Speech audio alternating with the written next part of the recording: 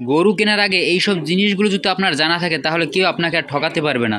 একটা গরু থেকে কেনার সময় যদি আপনি ঠকে যান তাহলে সারা বছর পালার পরেও আপনি ওই ক্ষতিপূরণ করতে পারবেন না, কোনোদিনও সম্ভব না। শুধু গরু লালন পালন করাই হবে, কিন্তু লাভ আর চোখে দেখা লাগবে না। যারা নতুন গরু পালন করতে চাইতেছেন আজকের ভিডিওটা শুধু তাদের জন্য। তো আপনাদের এমন কিছু কথা শেয়ার করবো আপনাদের সাথে, যে কথাগুলো আপনারা জেনে রাখা অবশ্যই জরুরি।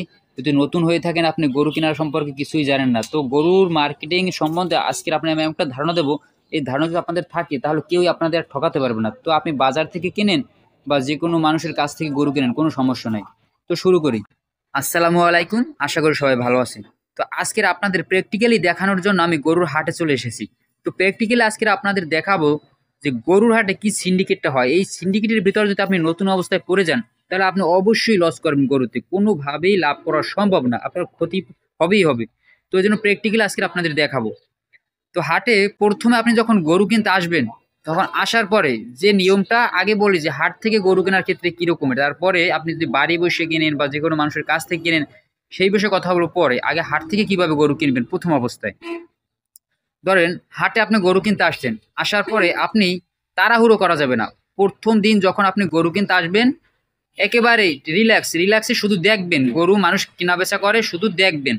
গরু কেনার দরকার নাই, শুধু দেখবেন কি দামে কেনা বেচা হয়, তারপর কোন গরুটার কেমন দাম, কোন গরু গাভিন চেনার উপায়, এইগুলো সব টোটালি আপনি এইগুলো দেখবেন, শুধু গরু কিনবেন না, শুধু মানুষ কিনে পাশে দাঁড়াই দেখবেন। আর যদি আপনার গরু দেখতে একটা গরু পছন্দ হয়ে যায়, সেক্ষেত্রে কি করবেন?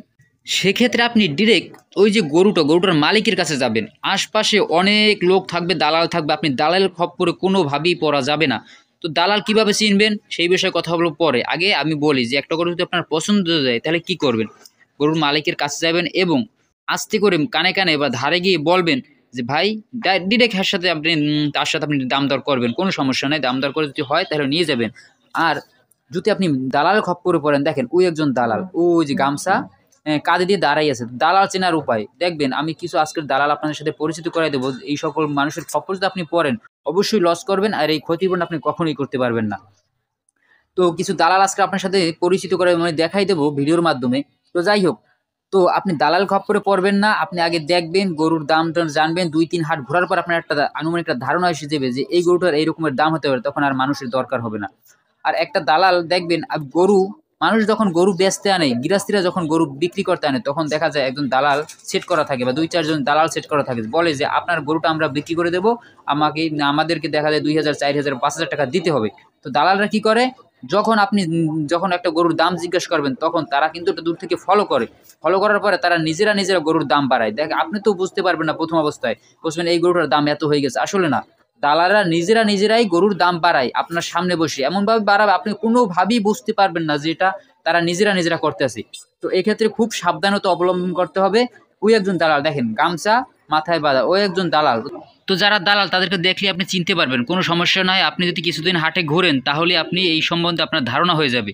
তো তারপরে কি করবেন, তারপরে কথার প্যাচে পড়া যাবে না, কোনোভাবেই কথার প্যাচে পড়া যাবে না। এটা কীরকমের, দেখা যায় আপনি একটা গরু পছন্দ হয়েছে, আপনি এখন ওই গরুটাই নেবেন। এই যদি মালিক বুঝতে পারে বা দালালরা বুঝতে পারে তাহলে যেভাবেই হোক আপনাকে গরুটা গছাই দেবে, কিন্তু এটা কোনোভাবেই করা যাবে না। আপনার পছন্দ হলে বোঝানো যাবে না যে আপনার খুবভাবে এটা পছন্দ হয়েছে। তো আপনি এমন ভাব করবেন যে আপনার পছন্দ হয় না, মোটামুটি যদি হইলে না হইলে আপনার কোনো সমস্যা নাই, এরকম একটা ভাব আপনি করবেন।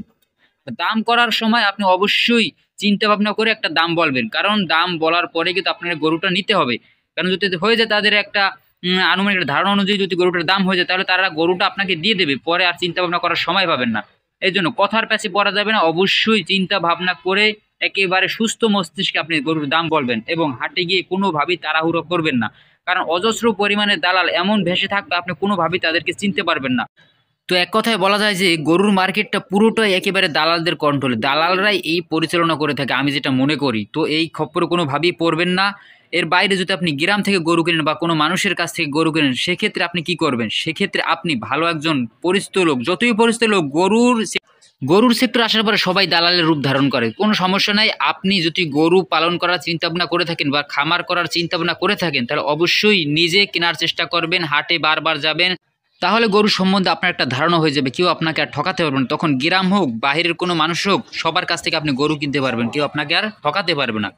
তো আশা করি সবাই ভালো থাকবেন। আর আমার ভিডিও যদি পছন্দ হয়ে থাকে, আপনাদের ভালো লেগে থাকে, অবশ্যই এটা লাইক সাবস্ক্রাইব করে রাখবেন। ধন্যবাদ।